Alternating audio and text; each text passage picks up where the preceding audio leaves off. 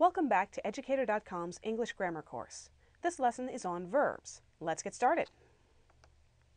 All right, now this lesson, basically the whole thing is going to be kind of an overview. We have an entire unit on verbs later in the series.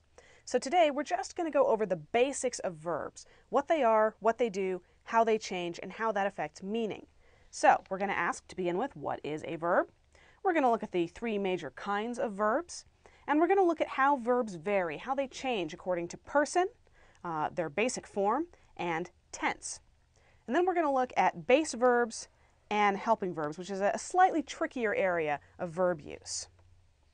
All right, what is a verb? Well, the English word verb comes from the Latin word verbum, which means word. So a verb is a word. This is actually kind of indicative of the way English speakers think about verbs, because verbs express an action or a state of being, and every complete sentence needs to have one. You can have a sentence in English that is exactly one word long, like stop, and that one word will be a verb. If you don't have a verb in your sentence, you don't have a sentence. So, in a lot of ways, they are the most essential part of the English language, which it's really no surprise that we get them from the word for word, because they're the words you really need.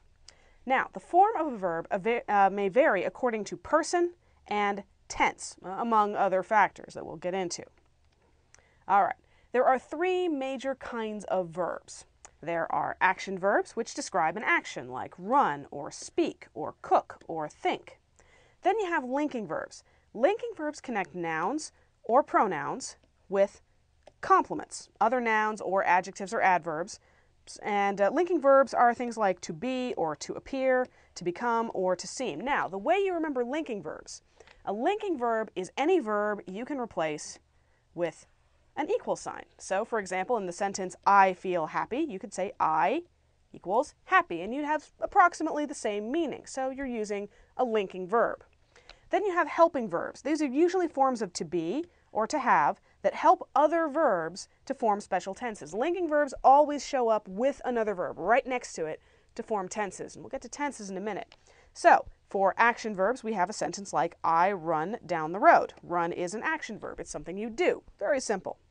For a linking verb, we have, I feel happy. Feel is our equal sign verb.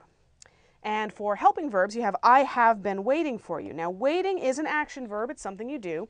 But have been is a helping verb that helps to form a new tense out of waiting. We'll get to tenses.